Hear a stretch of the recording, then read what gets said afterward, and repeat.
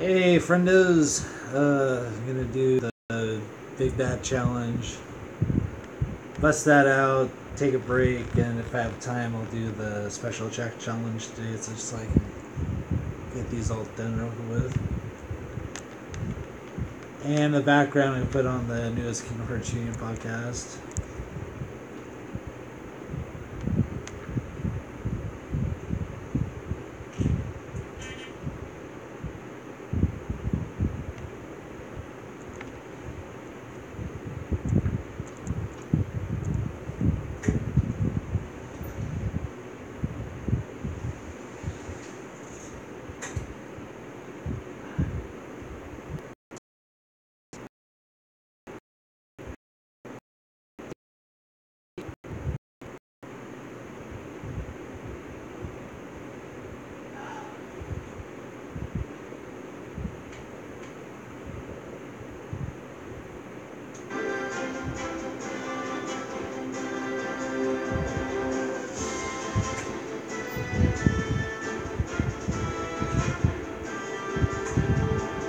Hi everyone, and welcome to the 160th episode of Kingdom Hearts Union. I'm your host Brandon, and I'm here with Churro.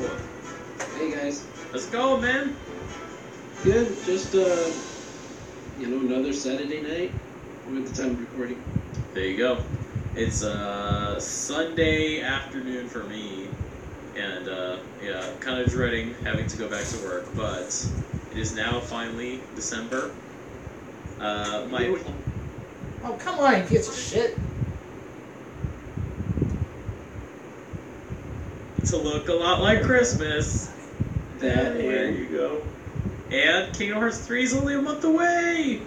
Yes, and we can finally say Kingdom Hearts 3 releases next month, yeah. Well, officially though, let's get the old count out. I got a great app, highly recommended, not a sponsor. Days Until. According to the countdown, as of the time of this recording, we are 58 days away from the release of Kingdom Hearts 3 in North America. Oh shit, am I connected to Facebook? So I guess at the time of release of the podcast, that would put us at 56 days, which, good gravy, Churro. It's getting closer all the time. Getting scary. Alright, sorry I stopped the stream for a second, so I punched this in. I know. It's gonna be rough too, having to wait all that time. Speaking of which,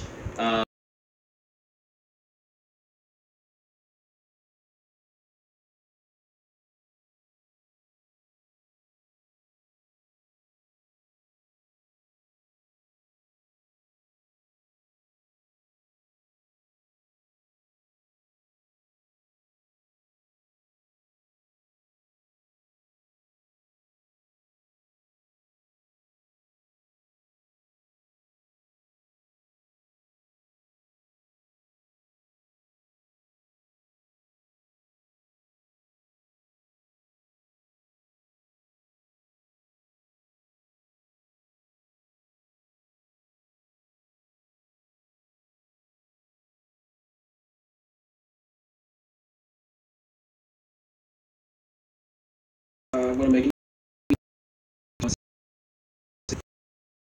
Yeah, to through the App Store. that's cool.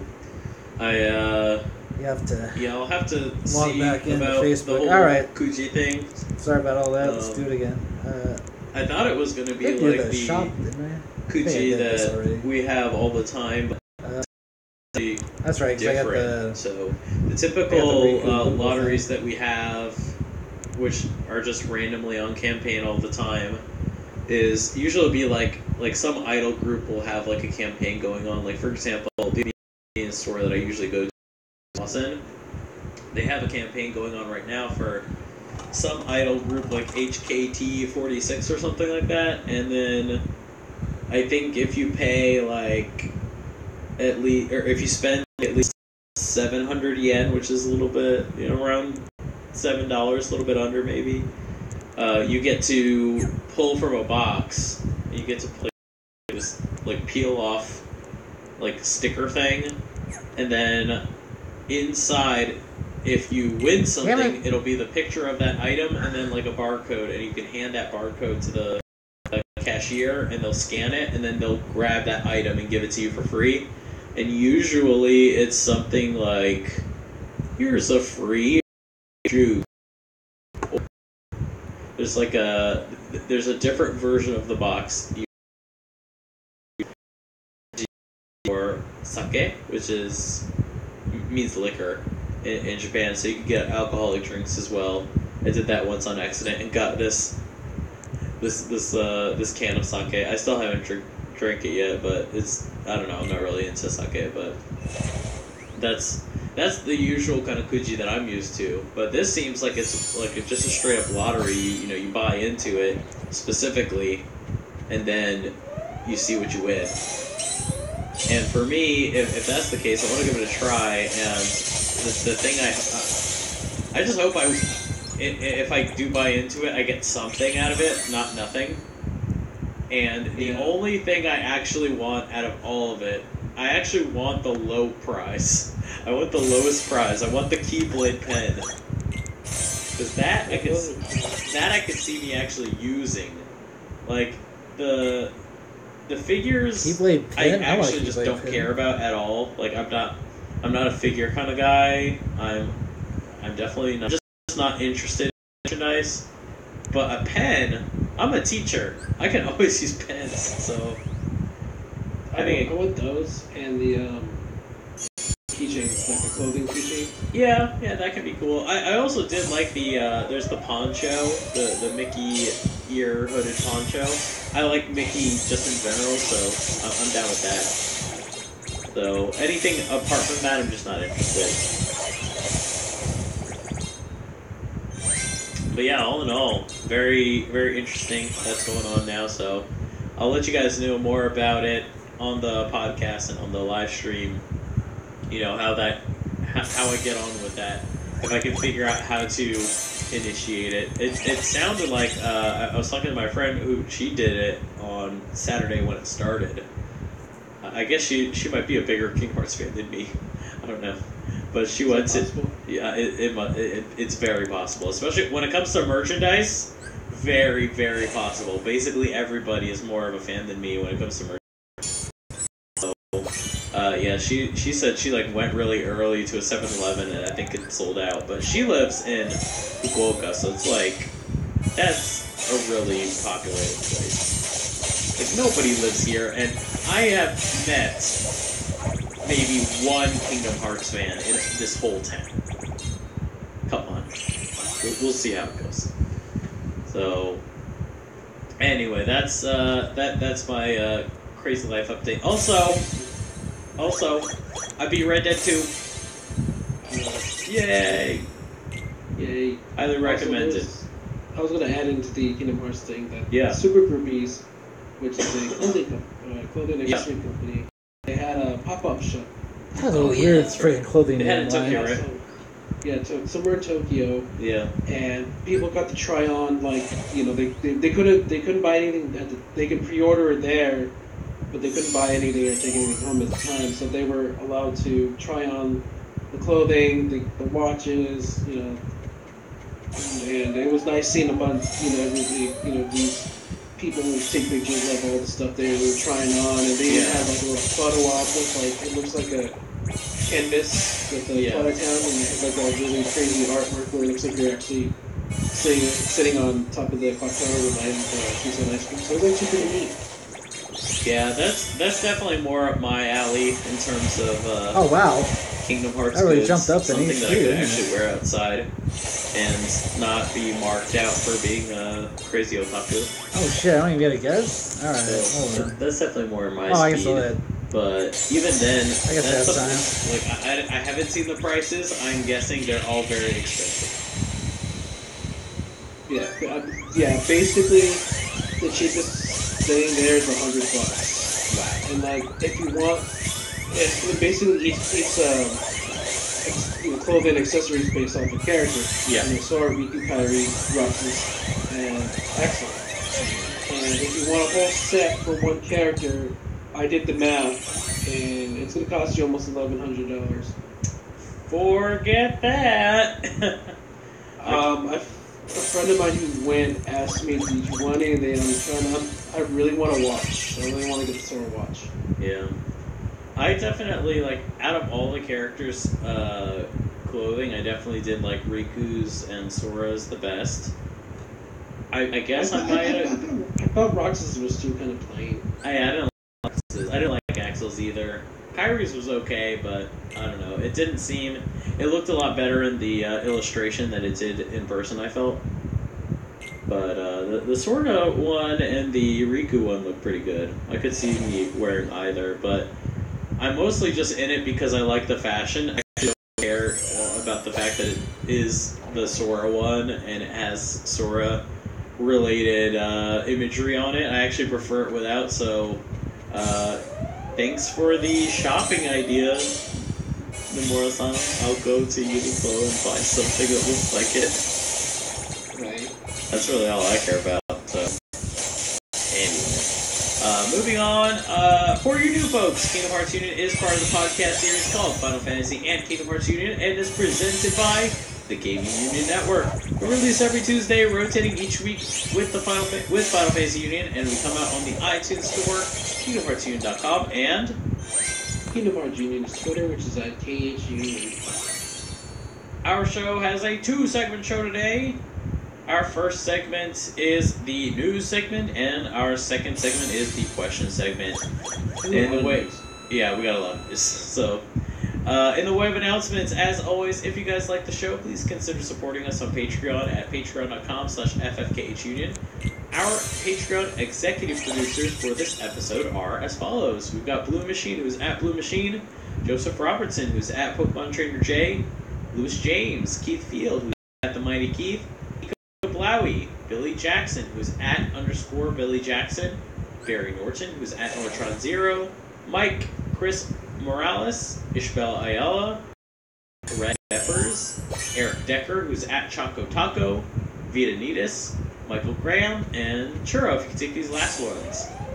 We got Rob Porter, who is at Sporty1, Storm Board at Messenger23, Tobias Cappy at C. Tobias Cappy, Jack Duranto at G. Duranto58, Corey Patrick, Chris Pope is at Dr. Pope181, Miles Ribbons, Mohammed Quaid, David Calro, Moki Sayasit, who's at Mokimon S, Rachel Casterton at Ugo Ray, Mike Shirley Donnelly at Curious Quail, Zelda Zone at H-Type Novels, and Darren Matthews at Doomster73.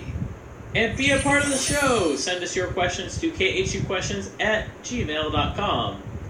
And as for the Deep Dive stream continues on December 7th at around 8 p.m. Eastern Standard Time.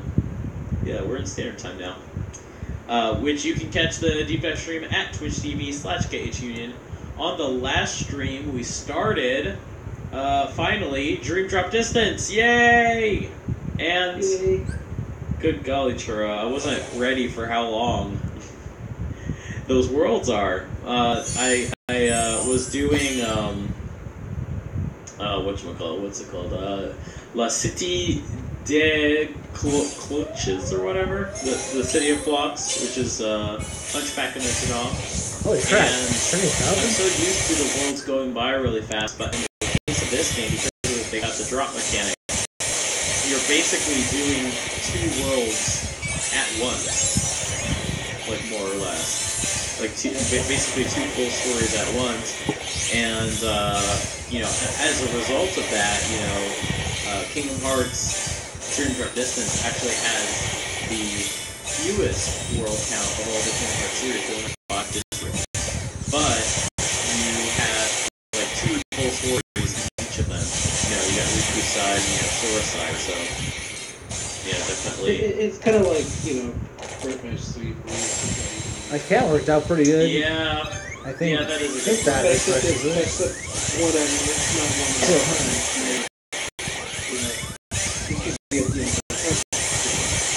I'd also say that, just in general, even even with that comparison, like, it's still longer.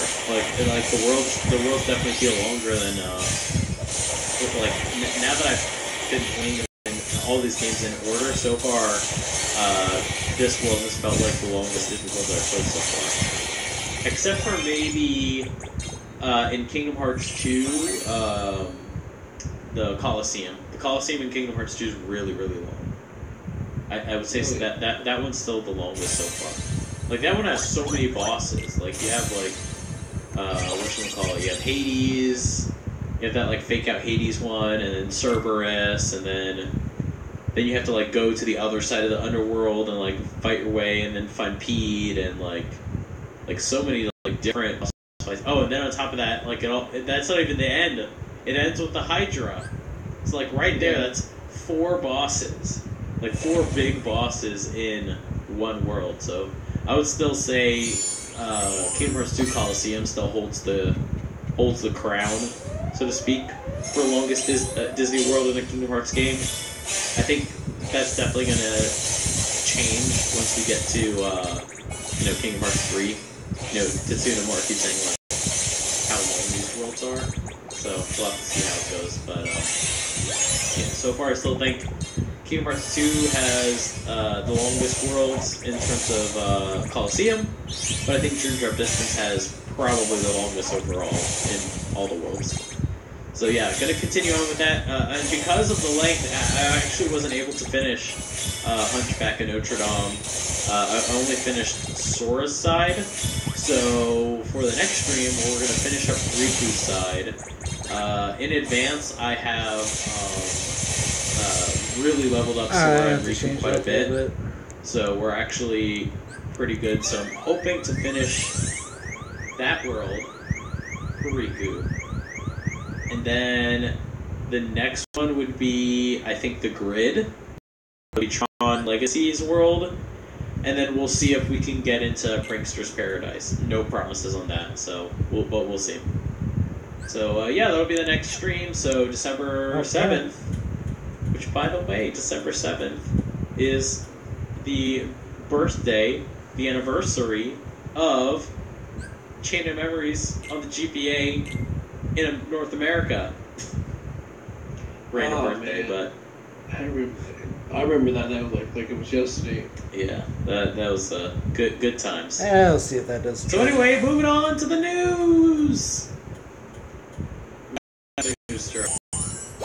We have quite possibly the biggest news of all, the most important news that we have been waiting for since June of 2013. I'm proud to announce that Kingdom Hearts 3 is officially complete. It is done. They finished making it. All these years, Churro, we've been living through that stupid yellow text at the end of every trailer. Now in development. But now, Kingdom Hearts 3 is no longer in development. Actually, it is. They're most likely still bug fixing and polishing. But as far as the game that is getting printed onto disc, expecting one DLC, but still, the game that is being printed onto disc is being printed onto disc as we speak. Kingdom Hearts 3 exists in a complete form somewhere, in probably some factories in China, being printed as we speak, Churro. Yep, that's. I can't even. I still can't believe it. Hearing those words, it's been a very long time, but now it's almost here. Almost here. Not much longer, Churro. Not much longer. So, moving on from there, in the same announcement. With relation to that, the Together trailer was released online. What's the Together trailer? Well, we talked about it last episode. It's the trailer that's been playing in front of Fantastic Beasts in North America. Well, it's not just Fantastic Beasts. It's basically several movies like Wreck-It Ralph. But it's like, well, now when you go to the movies, before they used to not show anything on the screen. Back in the day. nowadays you have advertisements, commercials. Right. So pretty much any movie you go to will have that trailer playing. Gotcha. Yeah. So it's not a trailer that plays as in like, because like there's always those trailers that will play before a movie, but it's like connected to that specific movie. Mm-hmm. But then there's like the time before where there's like they'll have like an actor like doing an interview about a movie he's in. Yeah, the stunt work for this movie was so difficult. And then they'll show like a trailer for like a TV show, or occasionally they'll show like video game trailers. So I guess that's the section that Kingdom Hearts appears in. Like usually during that time they haven't dimmed the lights yet. No, like, it's still people are just still trying to settle in their seats. Yeah. Okay. So it's not that big, but whatever. Okay. So at least it's in there. It was a random thing, It was something that we wouldn't have thought was going to happen, but once that video became viral, watching it there, and then we didn't even expect Nomura to even release an extended version of that trailer. Yeah, exactly. So, Charo, what do you think of the Together trailer? What was your impression of it? I liked it. It's sorry, I'd say I gotta factor in the makes it counts. really I'm not sure exactly what to do. They did a really good job of making it a public, a trailer that anybody who's not even interested in Kingdom Hearts, watch it and be able to say, hey, that looks cool, without even worrying about even spoilers or anything. So it does a good job of 16, it's 15, right? What it's supposed to be doing. 15. Yeah, I would say, in my opinion, it definitely feels like this was not made like other Kingdom Hearts trailers. I think this was probably farmed out and some other company probably put it together. Yeah, it's too much. Final Fantasy 15 actually had a trailer like this. I think Microsoft put it out. And it was like a really 15, good summary 15. Trailer that didn't go into a lot of boring, complex dialogue. It was just real quick. I'll try it. Quick, punchy, showing a lot of cool scenes. Damn it. Very simply explaining the plot in very simple, short phrases that anyone can understand. Like, this kind of reminds me of... It kind of makes me think that this is like... This is you introducing your eccentric genius friend to somebody. It's like... And you just tell your friend, just shut up, don't say anything, let me do the talking. That's kind of what this felt like, is like, this is a marketing team saying to the Kingdom Hearts staff, shut up, let us do the talking. If you say anything, if you say a single Xehanort, by God, I'm gonna give you such a wallop, don't say anything. It's like, anytime the Kingdom Hearts marketing team, anytime they open their mouth, it's like, Xehanort. I can count the times that we met on one hand. Like, it's like all this very, like, insider stuff that only Kingdom Hearts fans would get. And, like, this team is just like, no, shut up.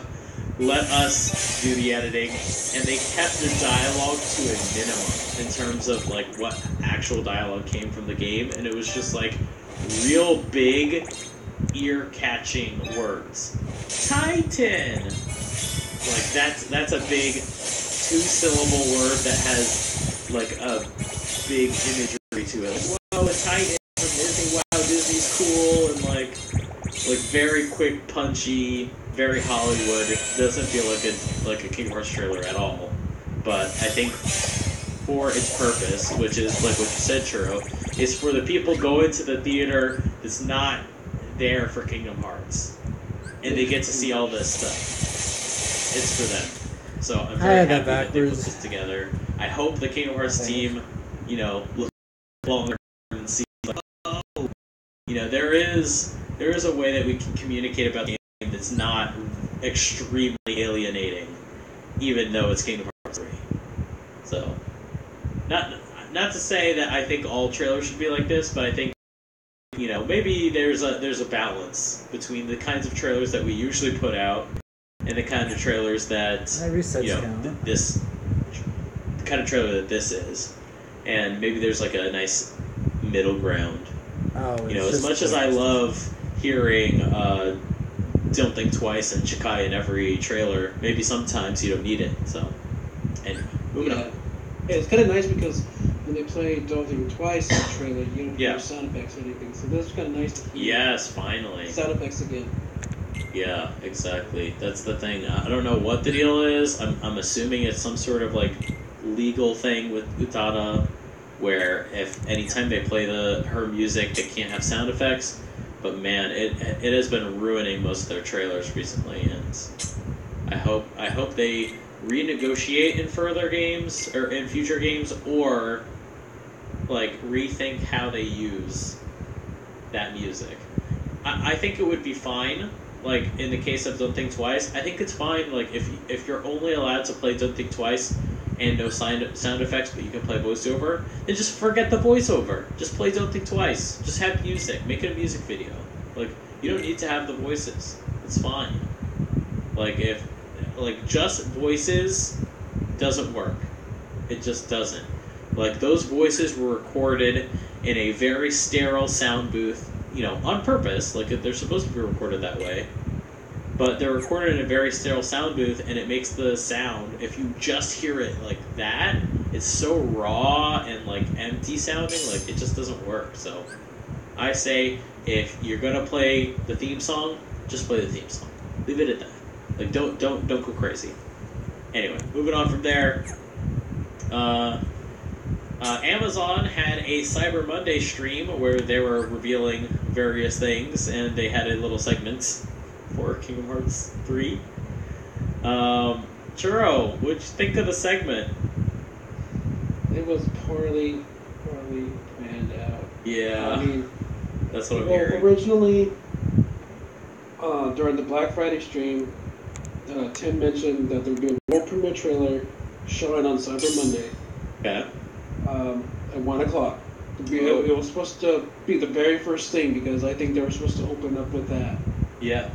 Alright, so 30 minutes before 12:30 p.m. Pacific time, Amazon Video Game Twitter tweeted out saying that they were supposed to introduce a new trailer, but it got lost in the darkness. Like they're trying to be cheeky with it, and nobody knew what that meant. Yeah. So the stream starts, and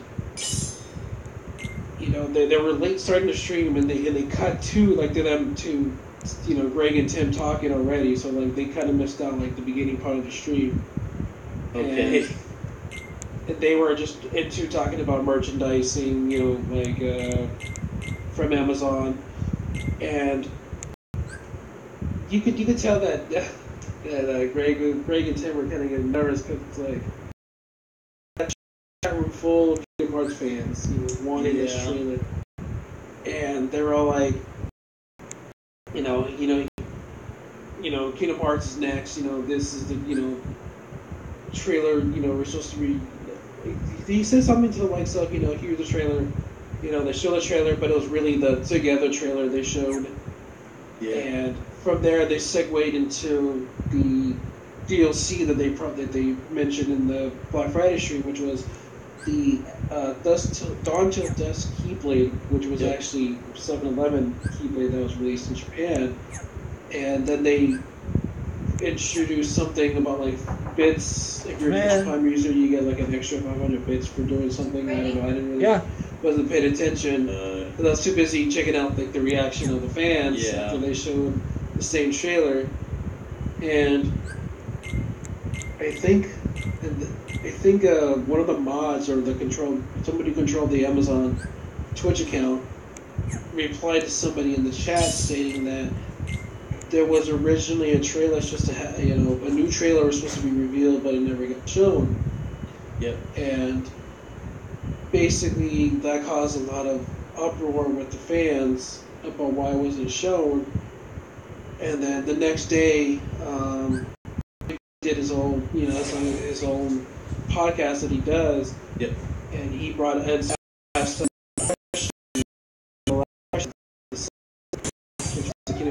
thing, and Greg finally, said that there was a trailer plan, but Square didn't have it ready in time. So they were going to show Together trailer instead.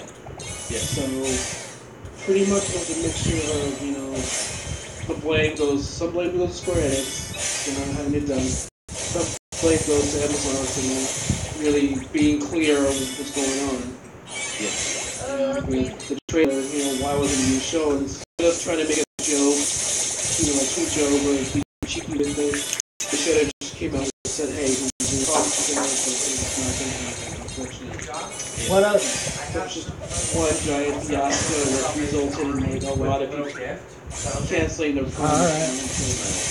canceling their Amazon pre-orders of Kingdom Hearts 3 and all their pre-order reviews. Okay.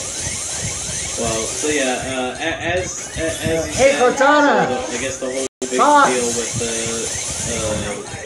Cyberpunk is that they were going to announce their Dawn Till Dusk Keyblade exclusive pre-order DLC, which, you know, isn't exclusive. It's the same Keyblade that you get if you pre-order in Japan.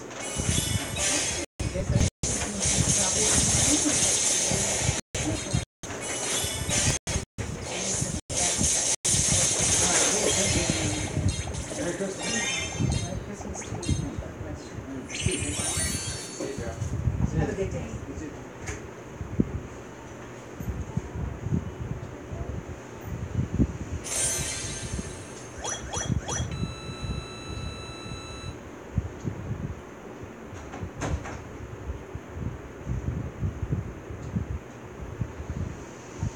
Sorry about that. Constant interruptions here. Sometimes all at once.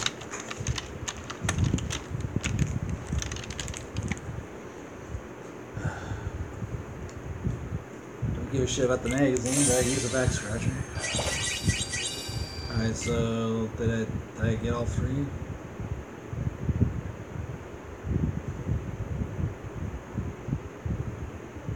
I did, alright. Alright. Back to it. Oh shit, that's only 9 out of 10? Man, they scaled these up a lot quicker than I thought they would. And from 7-Eleven. And that Keyblade, it is the most 7-Eleven Keyblade you could ever see in your life. It is done up purely in 7-Eleven colors. Like, you can't have a more 7-Eleven Keyblade than that Dawn Till Dusk Keyblade. And not only that, if you really look into it, the name, Dawn Till Dusk. That is to say, like, dawn, as in, like, 7 a.m., till dusk, 11 p.m., 7-Eleven. Which, by the way, in Japan, 7-Eleven's open 24/7, everywhere. But that's the whole idea. Like, everything about that Keyblade is, like, that Keyblade was designed for 7-Eleven. Because right now, like we said earlier in the podcast, 7-Eleven's having this whole campaign with Kingdom Hearts and, like, having a lottery involved, and, like, there's, like, a whole big campaign. But on the Square Enix North America side, like, I guess they just don't have, like, the same reach as, you know, Square Enix Japan has, and they can't plan as many things for it. So really the only thing they can provide is what's already being made, and the Dawn Till Dusk Keyblade is already there, so okay, you have this, even though it's very obviously a 7-Eleven Keyblade. I'm surprised they didn't go with the Amazon colors. I know, they could just recolor it. Yeah, or even make it a Twitch, you know, color. Or make it Twitch colors, like, and I'll just tell you, like, in terms of, like, art asset stuff, like, changing the colors on a Keyblade like this, that's not something that's difficult. That's actually pretty easy, especially in Unreal Engine 4. Like, and especially with this kind of Keyblade and the way the materials are most likely set up, like all of this stuff is, like, mostly metallic, and it's, you know, hard surface materials. Like, that stuff, that's some of the easiest stuff to do materials for. It's when you get to more organic shapes, you know, people, characters, that sort of thing, that can be a little bit more difficult. But for hard surface stuff, man, changing the colors is, like, that's easy. So I guess it's more like, for this, you know, deal, for this campaign, they can't afford anything. They can't spend any money. Like, their budget is $0, 0 cents. Like, that's what it feels like. So, That's not gonna matter. Unfortunately, yeah, that trailer wasn't available. And yeah, like you said, Greg Miller on the kind of funny game cast, he said basically that the trailer wasn't finished, and that as the screenshot that we saw of Sora using the Dawn Till Dusk Keyblade was from that unfinished trailer, which makes me think, like, how does he know that if the trailer's not done? If he hasn't seen the trailer, how does he know that's what that screenshot is for? Because usually they send them assets. Yeah, so either they sent them assets, or maybe he saw it, and the real thing is that it's not that it's not done; it's that maybe it's not approved, or maybe like, oh, psych, actually, because this is 7-Eleven's Keyblade, it's their video. I don't know. I mean, well, my question is, will we ever see that trailer? Yeah, will we ever see that trailer? So, speaking on that, there were 3 trailers announced, and some people are speculating that this first trailer might be the trailer that this was supposed to be. Basically, after this whole fiasco, Tetsuya Nomura came out and basically announced when all the next trailers are coming out, specifically with dates. And so the next trailer is coming December 10th. This trailer is titled The New Video. It's not even called a trailer. So that's why people are thinking that this might be the Dawn Till Dusk video. Is that because it's not really that important, so they didn't even call it a trailer. It could be. I mean, it could be anything now. Yeah, it really could be. The trailer on the 10th could be completely different than what they're going to show. Exactly. It could be completely different. Exactly. It could be anything. So, but we know that one. On December 18th, that is when the final trailer will be released, which I'm really surprised by because, December 18th, that's what they're calling final trailer. But, Kingdom Hearts 3 doesn't release for another month. They're not going to release another trailer in January, which is kind of weird. There really isn't anything else to release it on, unless they start doing commercial advertisements. Yeah, which is, so for December 21st, that's the last announcement he made, is that there will be a 30-second commercial designed for theaters. How much you get sort by what play. affects the countdown? Like maybe theaters in Japan, I can't not keep sure. it fucking straight. But, Yeah, theaters in Japan. It's pretty much the same concept that we got. Yeah, so like a shorter version of maybe the Together trailer. Maybe. We'll see. But that's sort of the roadmap for trailers this month. You gotta wonder, like, so for the final trailer, I'm assuming, if that's December 18th, like, and if that's the final trailer, do you think they're gonna have Face My Fears in it? I think it'll either be the 10th or the 18th. I think it has to be one of those two, because they gotta show it, right? Yeah, I think the final trailer will have use of, Don't Think Twice, Chikai again. It could have both. It could. I mean, because usually when it comes to Square Enix trailers, usually the final trailer is like 5 to 6, 7, 8 minutes. Yeah, sometimes long. Yes, usually like 8 minutes long. Like I think Dream Drop Distance was like 8.5 minutes long. Yeah, so I mean, for a trailer that long, I think they could use both. Yeah, I remember back in the day for like Kingdom Hearts 2, the last trailer always would use, like, they would start off with Another Side, and then they would finish off with Passion. So, yeah, with the Earthly Sleep's final trailer, they used, Simple and Clean and Fate of the Unknown to close it out.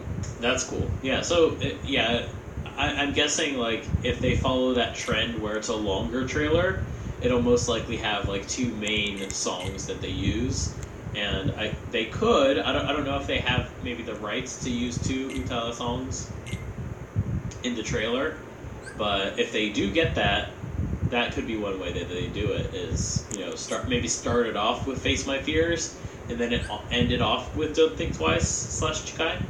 So anyway, it could go either way.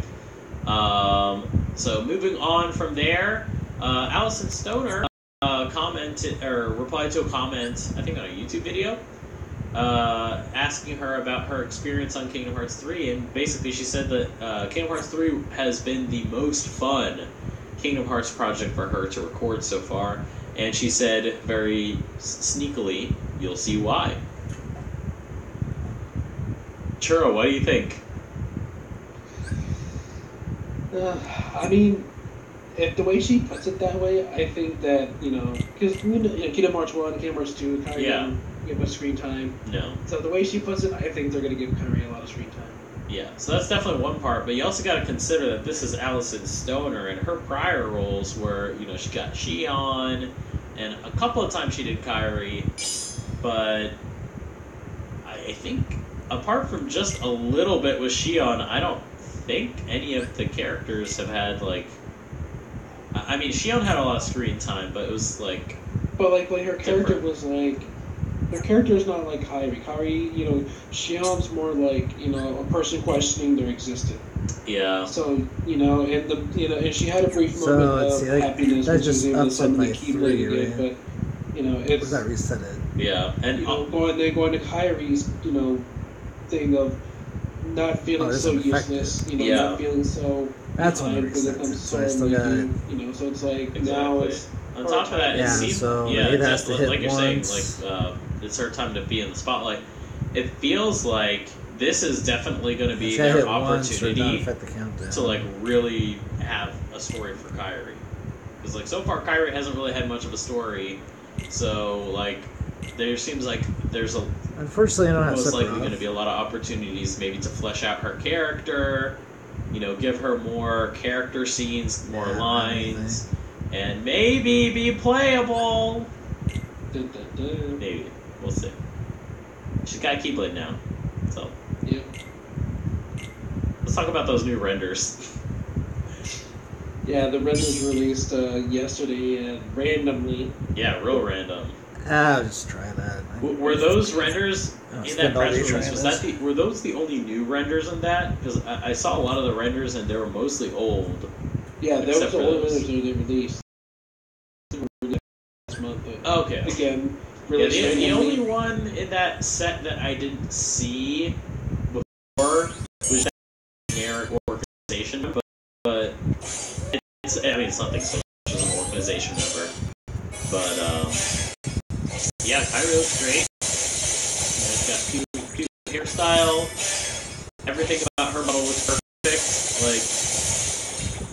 I would say definitely compared to what she looked like in 0.2, this to me feels like Kyrie. 0.2 Kyrie is a little bit nice, but kind of all the models in 0.2 were a little bit sketchy. This beautiful. That's my Kyrie. My biggest thing is when I look at the character, I want to instantly know who they are. I want to instantly be able to recognize them, and this Kyrie, the Kingdom Hearts 3 Sora. Alright, I guess I'm gonna pull this up. Riku, when he's got a little bit longer hair, that one that we saw in a recent trailer, that one, beautiful. Is that 14 billion in damage? So damn. Beautiful, perfect. That's what they think. And I'm so glad they finally got to a state where they look. Especially Kyrie's hair, Kyrie's hair has been growing, and I don't know about you, Cheryl. Personally, I wasn't a big fan of Kingdom Hearts 2 Kyrie. I hate to say it, but I wasn't a big fan of Kingdom Hearts 2 Kyrie. And the reason is, she was a little bit too much of a divergence from Kingdom Hearts 1 Kyrie. It was hard for me to see Kingdom Hearts 1 Kyrie in her. And I don't think it's necessarily just the hair, but in the new Kyrie, KH3 Kyrie, wow, beautiful. She is recognizable as both the girl from Kingdom Hearts 1 and the girl from Kingdom Hearts 2. It's like a mix of the two. That's right. It's something in between. It's perfect. Well, I love this Kyrie. Apart from Kingdom Hearts 1, this is my favorite Kyrie. I'm saying my favorite Kyrie. Now, Churro, this is very important. Do you think we'll ever get to see this Kyrie in the schoolgirl outfit? I just need to see it, dang it. She'd be so cute. Because basically right now, we left off with Kyrie. She's in the middle of training with... I know. She doesn't have time. No, I think I need to see if I can figure this out with. How did the transition occur from her Kingdom Hearts 2 outfit to Diamond does since I got the boosters. These are big questions, I know. I mean, there's that, and now Churro. You got an idea. it's a little bit of a crazy idea, but what if all the Kingdom Hearts characters, let's say hypothetically most of them are playable, what if, we've seen, there's so many different costumes, what if you could change the costumes? And I'm talking, like, not just accessories, I'm talking full costumes. Maybe not in the main playthrough, but in, like, successive playthroughs. And then what if, let's say, for example, Sora, one of his costumes is Schoolboy Sora. And then what if, also, one of the costumes is that new, like, Super Groupies outfit? Like, I'm not opposed to it. I would love that. I would love to be able... I get if it's not cool for, like, your first playthrough, maybe that's something you can unlock. This isn't the same as Final Fantasy 15 where, it's a little bit... Final Fantasy 15 was a lot more open with that sort of stuff. I'm okay with that, not being so open. But for, like, a New Game Plus, like, come on, let me change the costume. And I want my Schoolboy Sora Riku Kairi. Oh, you know what else I want? I want gag weapons, like from 358/2. I want gag weapons for all the characters. And I want several gag weapons. I don't want just one. And I want one of the gag weapons for Sora to be his school briefcase. And the way he would use it is just like the Dream Shield from Kingdom Hearts 1. That'd be pretty interesting. I mean, I know it's not a Keyblade. Watch those come out as DLC after it's released. I'd be down. I'd buy it. I'm usually not into that, but if they took my idea, I would buy it. So, yeah, I think that that pretty much covers that stuff. Just another quick side note, Sony has announced that they've pulled out of E3 2019. This doesn't necessarily directly affect Kingdom Hearts, just letting y'all know. Alright, so Kingdom Hearts is a multi-platform game series now. Obviously, we've seen 4 hits. They're making their rounds. They got no scruples against showing up at a Microsoft conference, but just so y'all know, Sony ain't gonna be there. Moving on from there was a big interview series in the D23 magazine that just released about the Kingdom Hearts 3 development from the perspective of the Pixar employees and Disney employees that actually consulted on it. So some of the things that they talked about in this interview was that Pixar was involved at every stage. They said specifically from storyboards to scripts and scenes, specific scenes and character design, weapons design. From the very beginning, Pixar was involved. Once they got the approval to do it, they were involved. Yeah, from the very I assume she's considered heir, but that it definitely lived up to the original movies. Like, obviously, Square Enix is very talented, but they want to make sure that it feels as Pixar as possible. And obviously, from what we've seen of it, like, yeah, it does. Moving on from there, they said that the Kingdom Hearts team was always coming back for advice on the animation so that they could make it like feel more and more authentic to the movies as possible. And one example of things that a thing that they consulted on was in Andy's room, the wallpaper background that's on Andy's wall is actually using the star pattern instead of the classic cloud wallpaper that was in Toy Story 1. And the reason for this is because the Toy Story world, Toy Box, takes place between Toy Story 2 and Toy Story 3. And we all know at the end of Toy Story 1, Andy moves to a new house. And in his new bedroom, they change the wallpaper to be stars, like a star background. So that's the reason for the wallpaper being the star background. And basically, according to the team, they worked very, very hard to ensure that the Kingdom Hearts Toy Story adventure actually fits into the canon of Toy Story, which is different from all the other Disney worlds. That put me up just enough. This Toy Story adventure We'll give it a shot. has the blessing from Pixar. This is Toy Story canon, which is very different from all the other worlds, and even different from another Pixar world included Monsters Inc.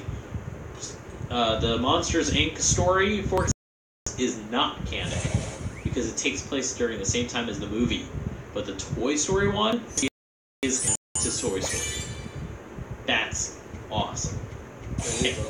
Like that's like the only other thing that I can think of in all of Kingdom Hearts that could potentially be like that, and we haven't even gotten it confirmed, but could potentially be like that, is The World Ends With You characters that are included in Dream Harvest. It's kind of hinted. Basically, Joshua says that, their world is dying, so I brought them here. Through Shiki's dreams, this world called out to us, and so I put them here to save them. It was also basically Nomura saying, something probably got canceled for The World's End With You, so we put these characters in Dream Drop Distance to drum up their popularity a little bit. Just kind of a... It worked. Yeah, it did work, for sure, but... Yeah, that's...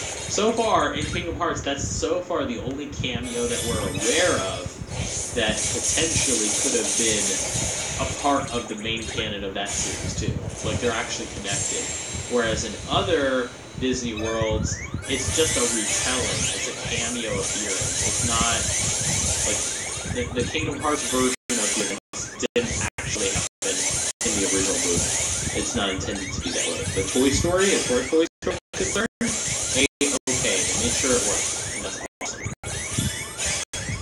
Moving on from there, the reason Sora's monster form doesn't have a nose is because most monsters in Monsters Inc. don't have noses.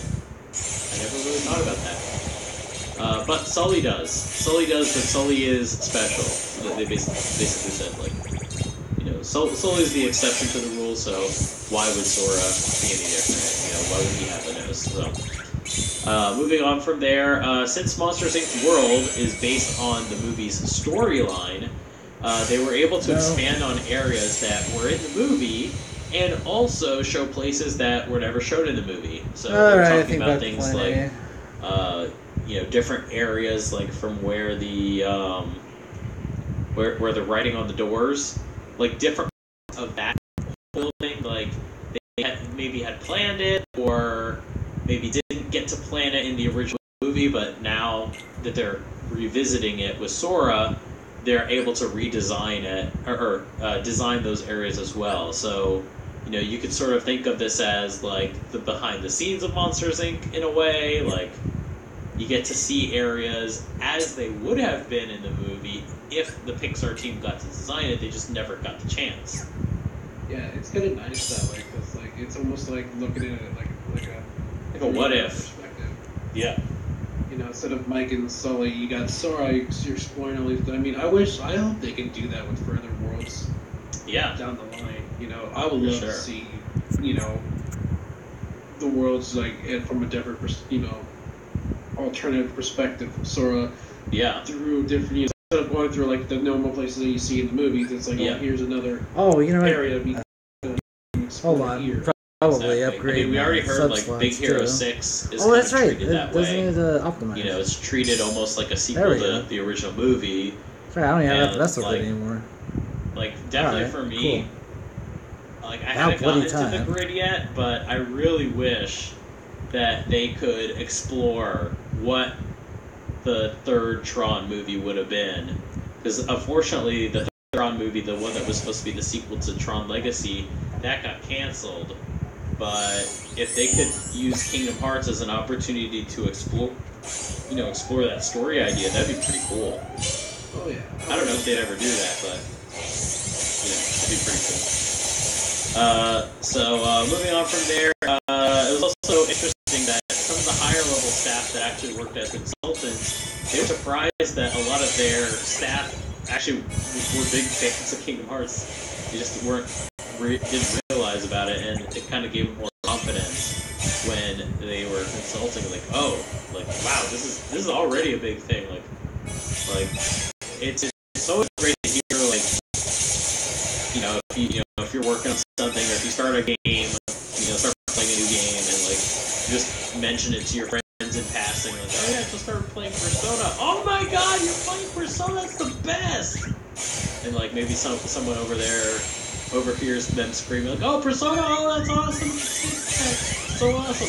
Like I kind of feel like that's kind of the same thing with Kingdom Hearts at Disney. Is like you got all these like producers and whatever, they never heard of Kingdom Hearts before, even though it's been in production with collaboration with Disney forever. And like suddenly all their lower level younger staff is like, "Oh my god, you're working on that, can I help?" Like, that's so awesome. So happy. It is awesome. It's actually very surprising when like I bring up Kingdom Hearts. Yeah. And the amount of like that surprise reaction from the other person's involved is like it's like wow. It's amazing how people are like fans of Kingdom Hearts even though they don't show it all the time. Exactly. So yeah, I think that pretty much wraps up our news segment. I think right now we have time for one question, so let's take it from this first one, which is comes from. I think I was better off sticking with. And Yukino asks, "Do you believe the Sky Cloud world that we saw in the XO18 trailer could possibly be the same world or design featured on the Kingdom Hearts 2 Final Mix cover? Maybe they both have a tone and color, and characters also stand on those last stellar things in the trailer. So the designs are so close that it stuck out to me. Is this Nomura calling back or hinting at what Kingdom Hearts actually may be?" I've seen that theory. Yeah. When the trailer dropped, and I mean it's. I mean, you could probably call it a small callback, but I wouldn't really read too much into it. Yeah. I think Nomura has a basis for what it is. The whole cloud thing. It's. I think it's just a play on Sora's name. His name is Sky. Yeah. In Japanese. So that whole thing, and then when you look at the trailer, you see him diving, trying to collect Sora's as he's dropping. I guess if I put it is more. It's more of a. I guess I use Scrooge. Play on Sora's name than anything to me. That's exactly. That's how I feel with it. Yeah, I'm with you too, Churro. I was like, I could see that maybe when Nomura first painted that Kingdom Hearts 2 Final Mix box cover, maybe he thought at the time like, oh, this would be kind of cool for a game area, and maybe this was his chance to do it. But I don't think he like thought about it all that deeply. Like I think it was just like, he's both the designer of the cover and he's also the designer of this area. So because of that, like he had that idea before, so maybe this was just an opportunity for him to explore something like that. I think it's actually quite different from the cover. I think it's a lot more different than a lot of people are letting on. Percentage. I think this is definitely more of a fleshed out idea than it was on the cover. But one thing that I really know, Jiro, is I want to flesh out the box art from ours one that was the box art. I want to go there. Like that's a place I want to see and go to. That place is got a burst eardrum. Alright, sorry about Fantastic that. stuff. Apparently, but it could be a good thing. It could be a good thing I don't know because what's going on with my we all internet know that connection here when at we the talk about facility or things like what. the Final But Fantasy VII remake, back to it. This is specifically Final Fantasy Union things that podcast. Nomura has said in relation to it. Lauren tends to get a little bit fancy about this kind of stuff, so I feel like based on what we're going to discuss, it would have definitely brought a reaction from her. So I feel like maybe this way we will have, I'd say, it's not going to be a more boring discussion.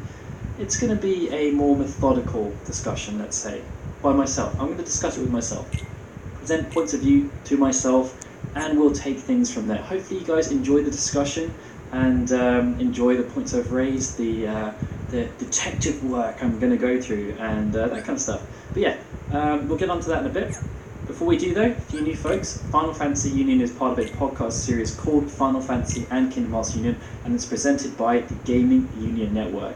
We have a new show every Tuesday working in rotation with Kingdom Hearts Union, and we come out on the iTunes Store as well as FinalFantasyUnion.com. And we're now going to do our Patreon shoutouts, and this is for everyone who has pledged $2.50 or more per episode. And we're going to kick things off with Blue Machine at Blue Machine, Lewis James, Nahi, Barry Harry Morton at Nortron Zero, Chris Morales, Eric Decker at Choco Taco, Michael Graham, Thorin Bullen at Massacre 23, Zach Duranto at Z Duranto 58, Chris Pope at Dr. Pop 1, Rachel Casterton at Urban Young Ray, Zelda Clone at H-Type Novels, Darren Matthews at Doomster 73, Joseph Robertson at Pokemon Trainer J, Keith Field at The Mighty Keith, Billy Jackson at _ Billy Jackson, Mike, Ishbal Ayala at Red Peppers, Katana Tats, Rob Porter at Squirty Yeah, 21, you know, it's not the Tobias best Cappy bonus, at the but Tobias it's good. Kepi, Tori Patrick, Miles Ribbons, David Caro, and Let's give Moki it a shot. Sayasit at Mokimon S. Thank you all for your support, guys. Okay, before we get on to our main topic, I'm just going to try and get my breath back because that was difficult. We said that we were going to release a survey at the after or thereabouts Plus the last 15, episode, like a and we did 20. actually release it. Big thank you to everyone who's taken it so far. That's I haven't run 6. through all of the feedback so far, but it's been very, very positive. There have been some 7. interesting things around the podcast that I probably wasn't expecting, and I think one of the immediate takeaways is that the music segment is very divisive. I didn't expect that, but apparently there are about 50% of people that have taken it so far have said that they're not too keen on the music segment. I don't really know what I'm going to do about that because I kind of like the music segment, and I guess it's right at the end of the episode, so you can just not listen. I don't know. Either way, it's going to stay for now, but we'll address all the feedback once we've got everyone in. And if you haven't taken it so far, please go ahead and do so. You can find the link on social media, on the website, on the Discord server. We will probably repost it on social media soon just to get the next wave of people coming in to take the survey. But I think so far we've had around 200 people, which is really, really positive. So thank you again to everyone who has taken the survey. We really, really appreciate it. So, okay, the Final Fantasy VII Remake. What is going on now? Because really, even though it was announced 3.5 years ago, well, I'd say that not too much has happened, but actually a lot has happened that we probably wouldn't have wanted to happen. There's been obviously the whole stuff around it, internal development, and the staff changes, and the quality not being high enough, delays, the constant PR battle that we're facing about working on 2 games. And that's kind of been what's brought this back up again, because Nomura was very unhappy about some of the things he said recently and how wasting my combos here. So he was taking part in a panel for the 3rd anniversary of Dissidia, and he basically used that as a platform to give a small update on the 7 remake. Not because he wanted to give an update on the project, but because he wanted to speak out about the press and the fact that he's kind of getting fed up about spending information about the game, how it's developing, and that kind of stuff. And I guess I can understand his point of view, but then also he's not really giving the press anything to work with. So, and I guess because the Final Fantasy VII Remake is one of the most anticipated games of all time, I think that's kind of without question. Any small piece of information that comes out gets jumped on by everyone. And you even get websites like, I think The Express, the Daily Star. They're not exactly the most classiest of publications anyway from a newspaper perspective, but their websites just publish trash of it. There's generally an update on the Final Fantasy VII Remake. I'd say at least once a week, but it could be daily, which is just non-information. And if you ever are unfortunate enough to read those, just please stop, because you're encouraging them even more to do it. But either way, I do have a degree of sympathy here with Nomura, because it's just everyone wants to know updates around this project, and there's been so many instances of bad reporting around it just because people are so desperate to say something. There was the whole thing around the job listings that were old, that came out this year, I think it was, saying they're now hiring for this people and that person, and that must mean they're working, and then they're not doing this and they're doing that, but actually all of that news came out a year prior, and it just kind of got resurfaced, and everyone acted like it was something new because they needed something to talk about. But the problem is that they don't often provide updates on the 7 remake, and obviously they want to try and make sure that there's a positive narrative, or they're controlling it, and it's hard if you don't actually give anyone updates on what's going on. And I guess that's why we also haven't chosen to talk about the 7 remake much this year, because we also want to minimalise the spreading of false information. We don't really want to sensationalise it when it's happening, because ultimately if Square Enix aren't saying anything useful about the 7 remake, what's the point in talking about it? Because there's nothing going on. And basically what's happened here is Nomura was taking part in an event just prior to the Dissidia event I mentioned previously, and it was for the World Ends With You remix, and it was an event that took place in Japan, and they had a fan Q&A session. And one of the fans said that, it wasn't really a question, he just said, I really enjoyed playing Before Crisis. Not something that us in the West really will appreciate because we never got Before Crisis, but this guy in Japan just really enjoyed playing Before Crisis, and he was, I guess, alluding to the fact that he would really like to see Square Enix include Before Crisis, or at least some of the content within the 7 remake, or maybe even provide a kind of synopsis mode like they've done with the DS games that were part of the Kingdom Hearts series. So Nomura basically then responded and said, like jokingly, I don't know if you're aware, but I'm actually working on the Final Fantasy VII remake right now, and I was trying to make it like a little bit of jest about it. But then he said something that triggered a lot of people, apparently, that he said, I'm focusing on Kingdom Hearts 3 at the moment though. And it was just that simple line that set everyone off in his mind, and because that was the thing that he addressed specifically. Now I couldn't actually find any evidence of misreporting in this instance. Most of the publications that I saw talking about this specific quote were talking about actually what he said in relation to the compilation, but Nomura seems to think there was misreporting there, and that's just the way it is. So yeah, Nomura was annoyed about how his comments were interpreted because, as you can probably imagine, when he said, I'm focusing on Kingdom Hearts 3 at the moment, that then implied that he wasn't focusing on the 7 remake and it wasn't working. They were working on it, and it's been a massive bugbear for a lot of people for a long time.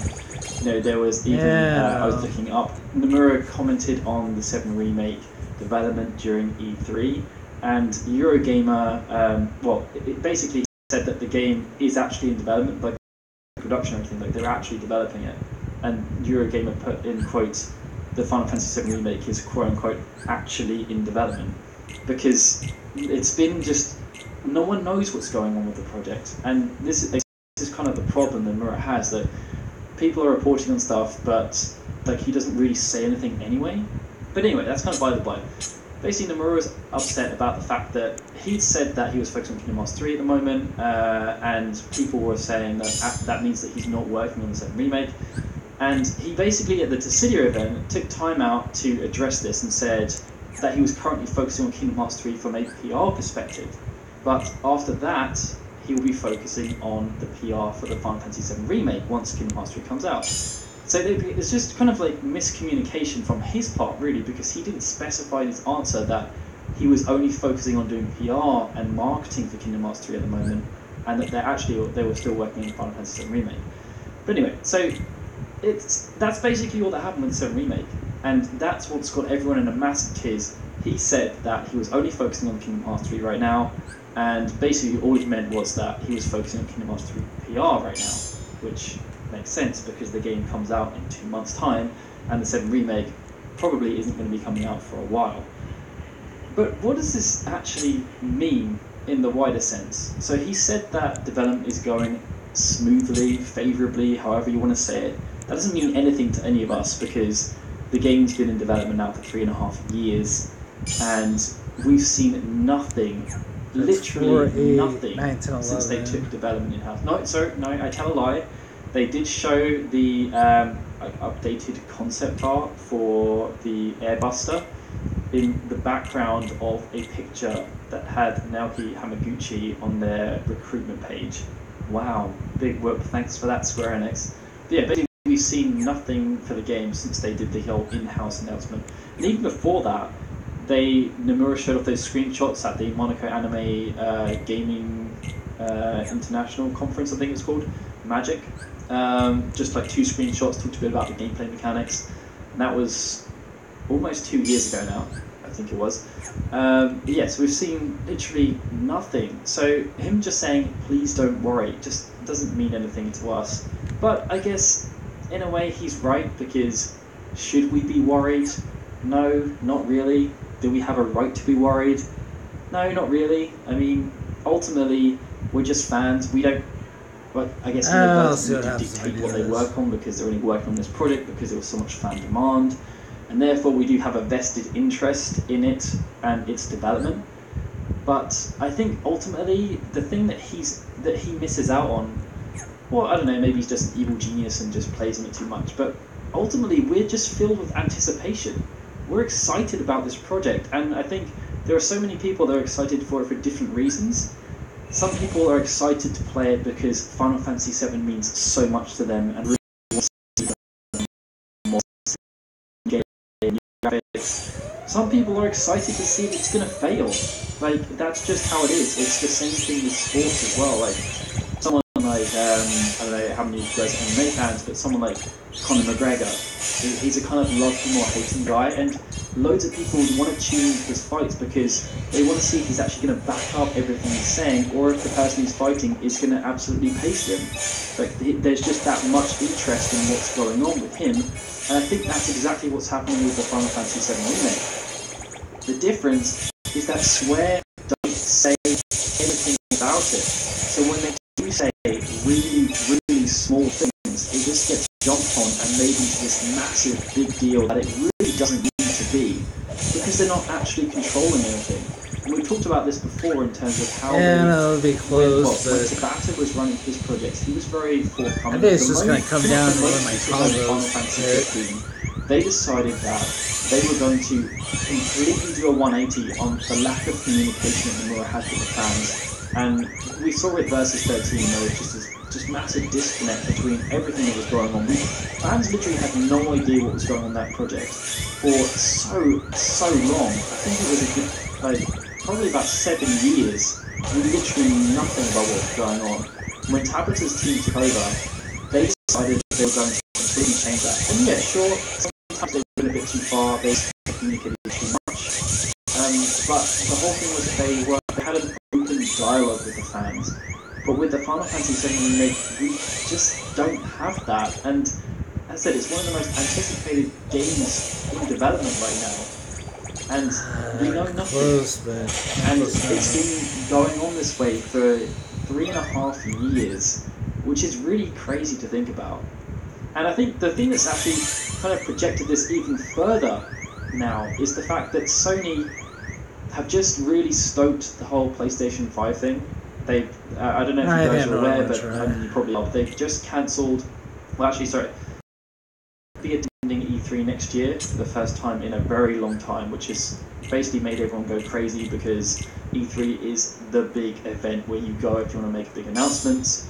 And they also cancelled the PlayStation Experience this year, which has, I guess, a knock-on impact on us for the 7 Remake because obviously that was where they did the big showcase last for the Final Fantasy VII Remake, and there's always been this anticipation where if they haven't shown anything at E3, Gamescom, or the Tokyo Game Show, there's always the PlayStation Experience because they did it that time, but Sony's cancelled that event, so we're definitely not getting anything for the PlayStation Experience this year.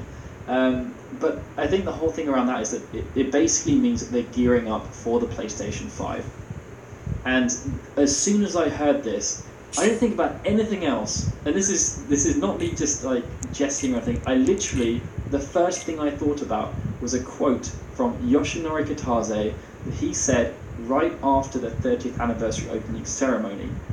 And he was talking about how one of his biggest concerns is about how he's going to keep parity between the different episodes of the Final Fantasy VII Remake, because obviously it's not just one game, it's going to be at least 2, probably 3, maybe even 4 parts. And basically, at the time, Famitsu asked him the question, if this series ends up taking a very long time, how will you maintain the quality of the first title throughout all the others? And Kitase responded by saying, I think it's my responsibility to decide the level of quality and maintain that quality to the very end during production of all the episodes. Oh, right there. Of course, as the episodes progress, it's only natural that the quality will match though. Now, the reason why I feel like this is because it's such a challenge to keep the parity between the episodes anyway, right? So you're looking at maybe at least 1 year between the episodes, I would have thought. Probably 2 years. And if they've got 3 episodes, that means you've got 4 to 6 years between the start and the finish of the episodes. Matching the quality during that time is difficult.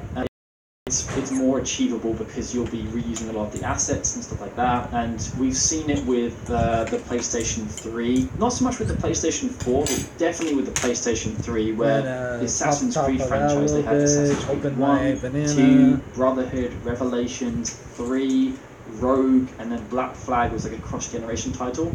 Mass Effect 1, 2, 3, Uncharted 1, 2, 3, Gears of War 1, 2, 3, and then they had Judgment on the end. Like, it's, if you can keep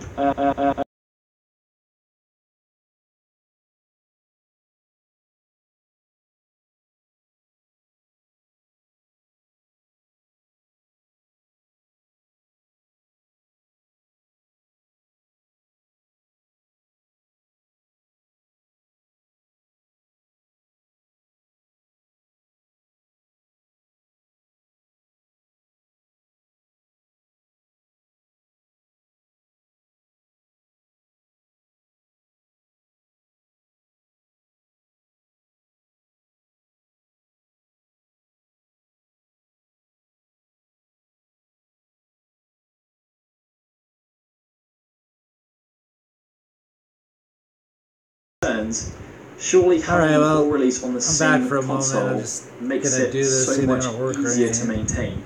And with Sony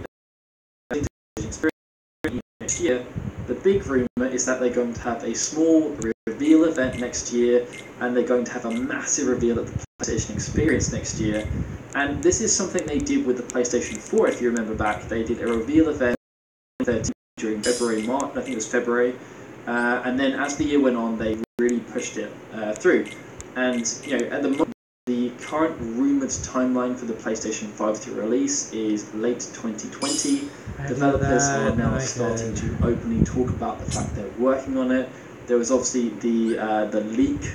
I say leak, quote unquote, because it was taken from someone's LinkedIn profile, which is not the most trustworthy of sources. Basically, someone at Luminous Productions has said that they were working on a PlayStation 5 game, and then probably removed that. I mean, that could be realistic. We don't know, but yeah, all the signs are starting to point to the PlayStation 5 coming out at some point in 2020. Microsoft obviously have started to openly talk about the fact that they're working on their next console too. So everything's gearing up for the next console generation. So for the Final Fantasy VII Remake, my estimation is that it's going to come out around 2020 to 2021. And as we've seen with Final Fantasy games and gaming in general, and they kind of solved this problem with the PlayStation 3, PlayStation 4, when you're releasing a game at the end of a console life cycle, it suffers. It just does. That's what happens. Final Fantasy IX came out right at the end of the PlayStation 1's life cycle, and it was Final Fantasy XII did exactly the same thing right at the end, and it sold so much worse than Final Fantasy X, and is one of the this is going to sound really bad, but it's one of the worst selling mainstream Final Fantasy games since Final Fantasy VII came out. I think only 10-2. Well, no, I'm not going to talk about sequels because then we have to talk about 13-2 and 10. But basically, 12 and 9 were the worst selling Final Fantasy games. And they've come in as the last game on the system. So if we're looking at the Final Fantasy VII, I'm not saying that it's going to go down the same way because, as a technical game, as I will say again, the Final Fantasy VII Remake is one of the most anticipated games of all time. Whatever it comes out on, people are going to be interested in purchasing that. But if they put it at the beginning of a launch or a console cycle, towards the beginning, we've also seen that the first Final Fantasy game to release on a new console is by far the best-selling. Final Fantasy VII, the best-selling on PlayStation 1, Final Fantasy X, the best-selling on the PlayStation 2, and Final Fantasy 13 is best-selling on the PlayStation 3, although that was the another generation. Final Fantasy 15 also sold really well, but again, so far it's only one, it's another generation, Rick's 0. But that's just the way it goes.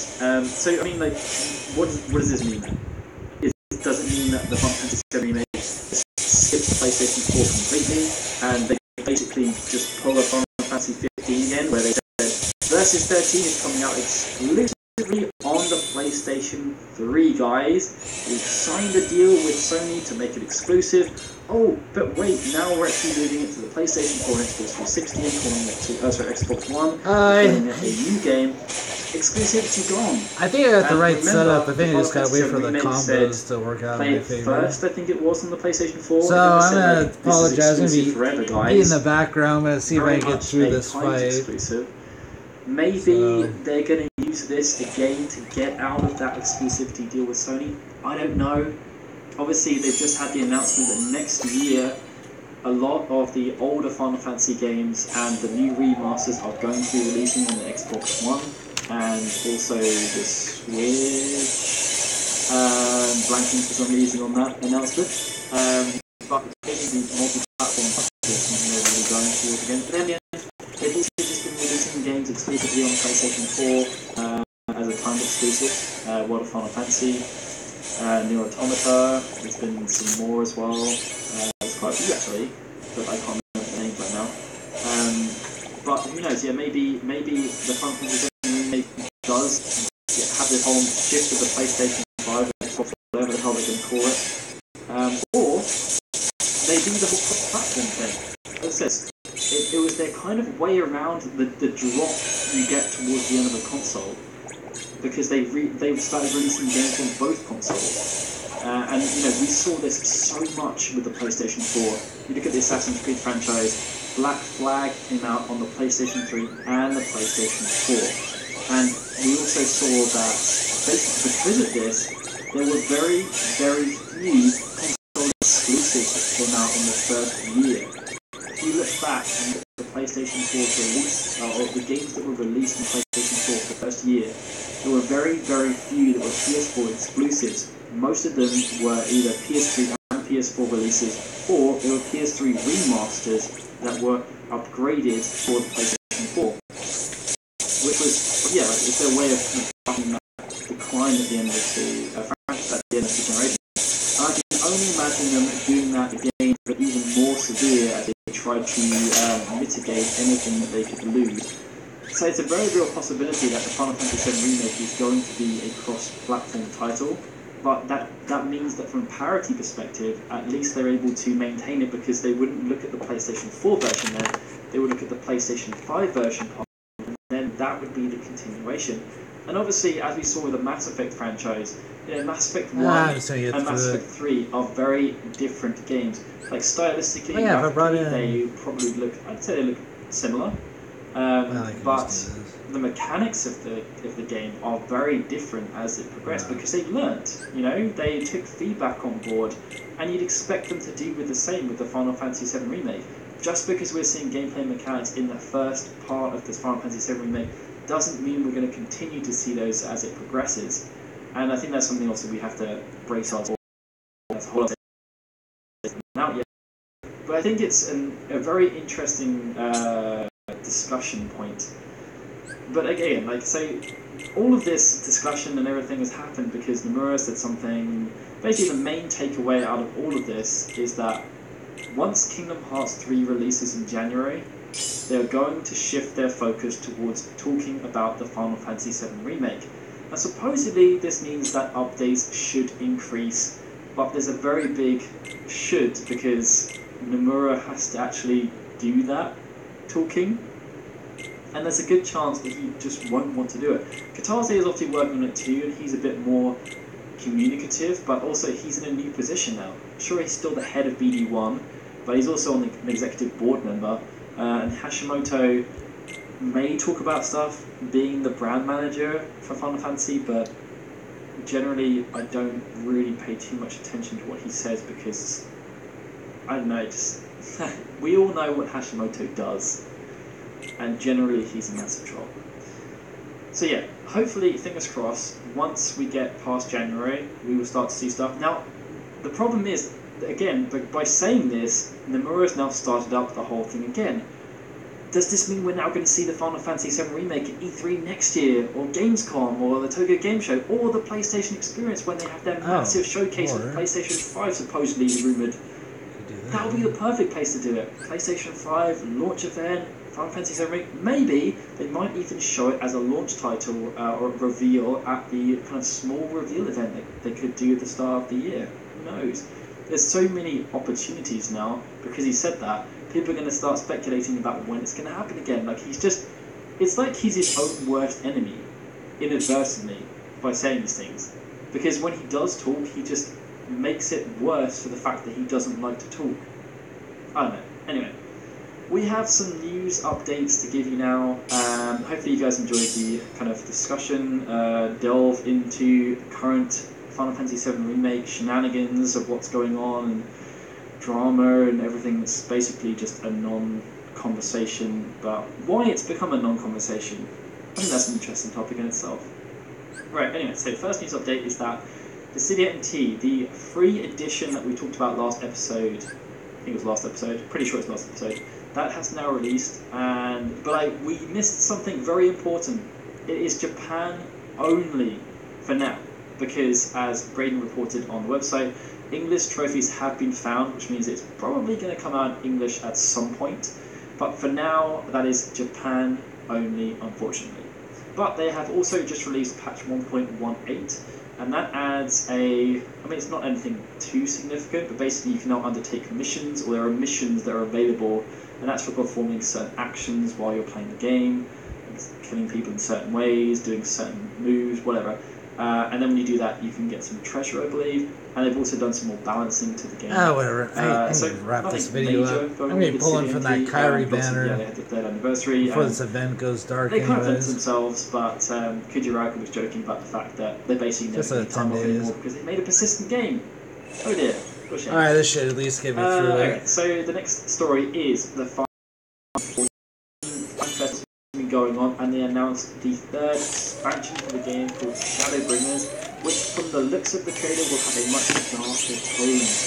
And one of the takeaways was that the Warrior of Light must become the Warrior of Darkness, and they said they're going to reveal more about that soon. And it's also going to add loads of new jobs. They're going to increase the level cap from 70 to 80. There's going to be loads of new area explorers, new primals, new beast tribes. Basically a ton of new stuff, but that's going to be an expectant expansion anyway. The other cool thing they announced at the FanFest, for me at least, they announced a Blue Mage job. Now, when I played Final Fantasy XI, Blue Mage was a rather interesting job that they added with the Treasures of Artagan expansion pack, and I'm really hoping that it creates an interesting dynamic with Final Fantasy XIV. Okay, so the next small news update is that Final Fantasy Explorers Force, the mobile spin-off title for Final Fantasy Explorers, is, as you probably guessed, based on how every other kind of non-main mobile title goes this way, big shutdown. It's pretty standard. Basically, if you're not, I don't know what the mentality is. I guess they're just kind of throwing stuff at a wall and just hope them to see it sticks, because they closed down so many mobile games in less than a year. But then the ones that work, they really work. I mean, as much as we deride it, the Empire is being nominated for awards with how great it is. Final Fantasy 15 New Empire is one for the night, by the way. I think it's up for a Google Play Award for being a superb mobile game. Ooh. So when they hit it big, because that game is making an absolute bucket load of money. Which, actually, we didn't talk about that in the last episode. If that's the case, and that game is making so much money, that means that Luminous must have really spent a lot on production of things that aren't releasing it. But yeah, so that's been shut down. We're never going to get to play it, but you know, probably somebody gets that anyway. And then the last news we have is that Final Fantasy VII Trilogy has been added to the Xbox backwards compatibility list, and this is kind of a big deal-ish, because basically when they add games to the backwards compatibility list, obviously there is a slight level of remastering that goes into it. But if you've seen anything that's been going on, basically everyone has been going crazy about the fact that they didn't just release it, like they haven't just spruced it up a little bit, like they have properly gone into a lot of depth to make sure that the Xbox One X version of the game looks the best it's ever been. Now that is a slight caveat, because if you guys remember, the PlayStation 3 version had good FMVs, the Xbox 360 version did not. And that was mostly around the fact that the PlayStation 3 was Blu-ray and the Xbox 360 wasn't. Well, that's good, so I guess I'll save that for increased the resolution and the quality of the FMVs on the Xbox One X version. apparently they're still not as good as the PlayStation 3 version, but they're kind of on par-ish. But the actual in-game graphics is where the biggest improvements have been seen. They look very clean and crisp, and obviously it doesn't look vastly different. It just looks very, very smooth. And I think especially when you're looking at Final Fantasy 13 to the Xbox One versus the PlayStation 3 version, it looks really smooth. That's all I can say. It just looks really smooth. If you haven't, go check out the comparison video. Everyone is pretty much losing their minds over it. But I mean, really, sure, it's nice if you enjoy Final Fantasy 13, but there's no new content or anything like that. It's not really that big of a deal. Xbox add games to their backwards compatibility list all the time. Whatever. It's good. It's good. You can play your Xbox 360 copy of 13 on One X, or you can download it now, and it will look great. Yay! Okay, so I guess as a tribute or in response to that, I have actually chosen Final Fantasy 13 music for the music segment. And the last time I did an episode by myself, I got some positive feedback about the fact that I didn't just say, here's the track, go listen to it. I talked a little bit about it. So I'm going to try and talk a little bit about this one as well, because it's an arrangement of Dust to Dust, and performer is an artist called G+. And so basically this track is obviously from the 13 soundtrack, but it was composed by Hamwazi, obviously the main composer for 13, but it was actually arranged by someone else, so it was arranged by Mitsuto Suzuki, and it obviously acts as the background theme for Awerba. And I think when I played Final Fantasy 13 originally, I don't know, I have a real love relationship with the 13 soundtrack. I think some parts of it are really, really good, but it just didn't have the same, I guess it's probably more of an amplified opinion than 12, but basically the pre-12 soundtracks, generally the whole soundtrack was a good package. Pretty much all the tracks were listenable, they had merits, whereas I think 13 is really miss. I think 50% is really good and 50% is just kind of And when I was playing P13, this track just didn't really resonate. It just didn't stand out as something that really captured me. When you're watching, playing a game or watching a movie, sometimes there is just music that just kind of pops out and it makes you not pay attention to what you're actually playing or watching, and just focus on the music instead. I don't know, maybe that's just me, but I find myself just... There are certain pieces of music, like when I was watching Beautiful Mind, there's a piece of music in that soundtrack that just when I was watching the film, I got taken away from the film and got sucked in by the music more than what was actually happening. It went beyond just a complementary piece of stuff, which is what I'd say that Final Fantasy 12 does really well. The music of Final Fantasy 12 is very complementary. You basically don't realise it's there because it just kind of it complements what's going on so well. And that's what most film soundtracks do. They're just very good at complementing what's going on with the visuals, driving them forward, letting you put an emotion. But every now and again, there are pieces of music that just go beyond that. They take your mind away from everything. They provide new levels of stimulus. And Dust just didn't do that. I just didn't even pay attention to it when I was going back to the review of the Final Fantasy 13 soundtrack on GMFM, years ago, 8 years ago, I think it was, when I used to do the podcast with Brian, when we were doing musical analysis of the soundtracks, and I don't think any of us selected Dust to Dust as a track that was worth it, but I just remember the common theme. Who was our guest for that episode?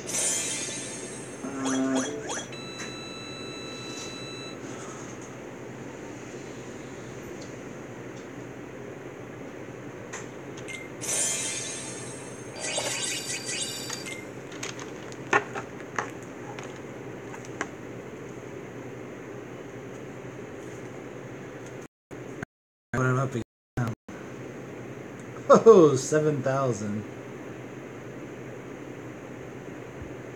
Yeah, I have a feeling I'm not going to be getting the power medal, but maybe I get the other two. But I got 10 days.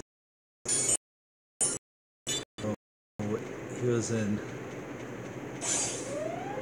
Oh damn! Yeah, I don't know.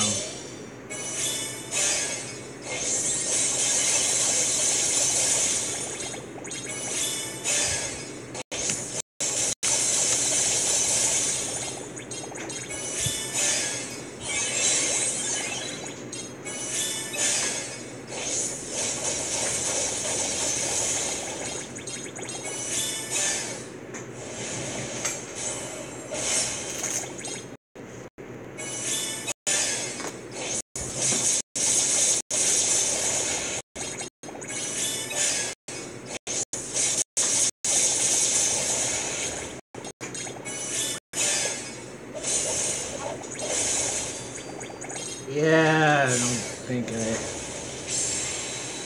I'm gonna quite pull this one off right now.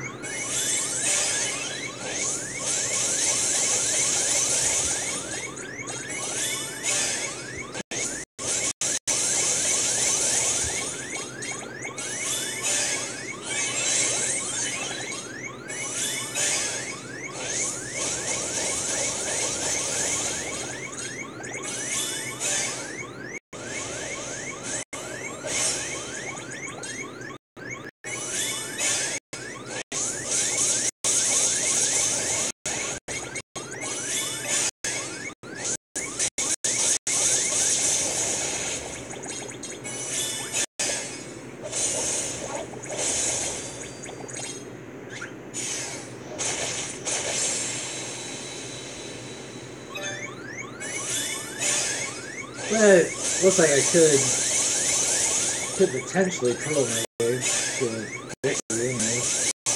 Maybe.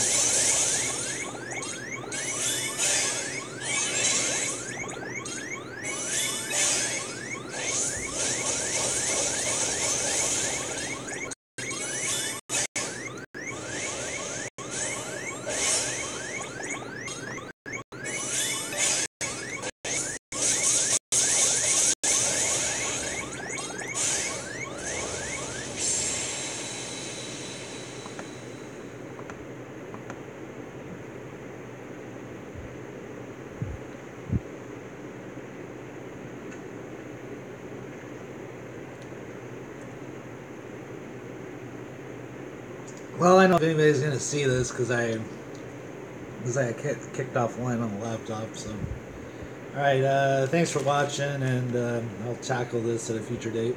Bye. Ah, damn it.